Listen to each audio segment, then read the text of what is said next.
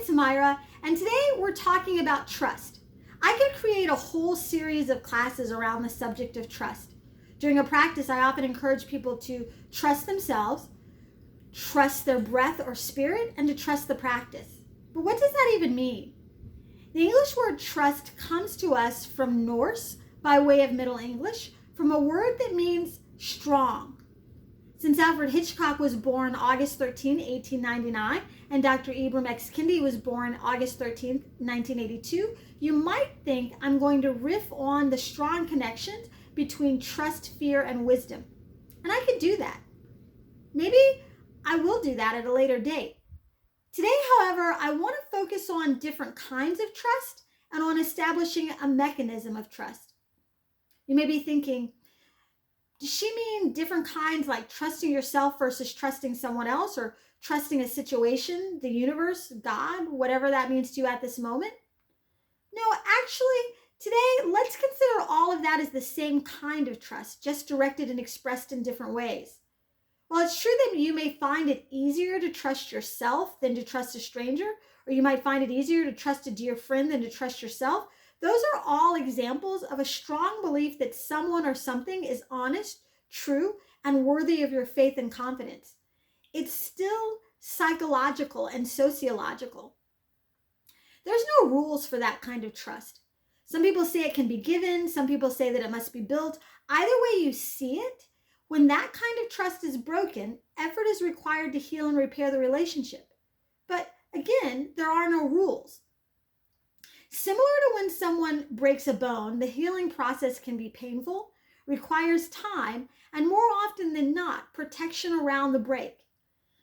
In A Farewell to Arms, Ernest Hemingway wrote, "The world breaks everyone, and afterward many are strong at the broken places," which many takes to mean we are stronger at the broken places.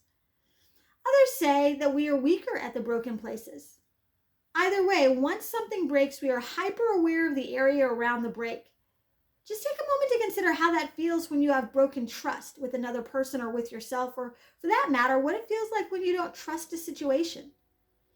Consider how you recover and how much more aware you are of the relationship or the situation after the fact. So that's the first kind of trust, a faith-based and relationship-based psychological engagement. The second kind of trust is a legal trust, whereby an individual, a business, or a government entity is given control of property or resources for the benefit of another. Within this second category is also the concept of a corporate trust, which occurs when business entities combine their power and resources. When it comes to legal trust, and this includes corporate trust, there are laws and contracts spelling out the nature of the trust, what's covered by the trust, and the ramifications for breaking the trust. The legal document is a mechanism of trust. In the United States, antitrust laws were signed in 1890 and twice in 1914 in order to strengthen what had previously been broken, the relationships between companies and consumers.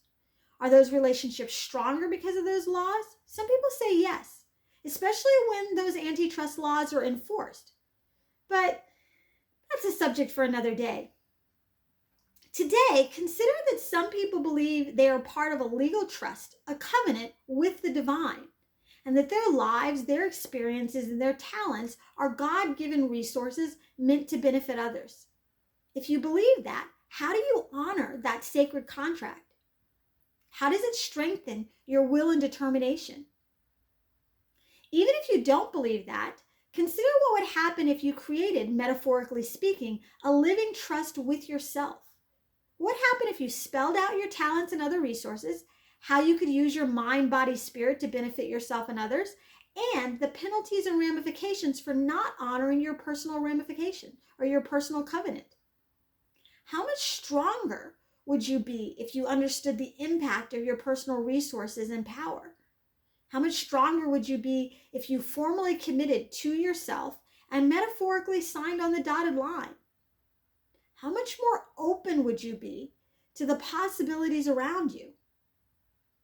You don't need a lawyer for this exercise. You just need to take some time to write down who you are, what you're capable of doing, and how what you are able to do, even in your wildest dreams, can benefit you and the people around you.